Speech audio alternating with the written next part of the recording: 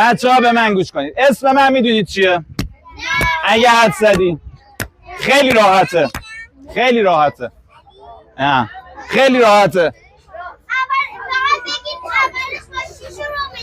اولش با عمو شروع میشه. چی؟ یکی گفت. بگو. ابوسری. نه اشتباه بود. چی بود؟ بگو. آفرین. بچه ها به من میگن عمو سیبیلو. آره به من میگن عمو سیبیلو. به من گوش کن. ما اومدیم امروز اینجا در مورد آب با هم دیگه صحبت بکنیم. آب خیلی مهمه، درسته؟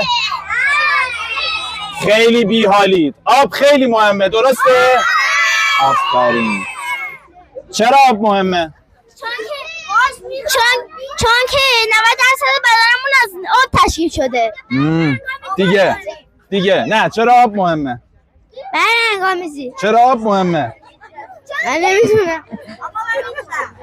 الان میام. چون که آب همیشه که بی‌نهایت نمیمونه، یه موقع تموم میشه. آفرین. باریکلا.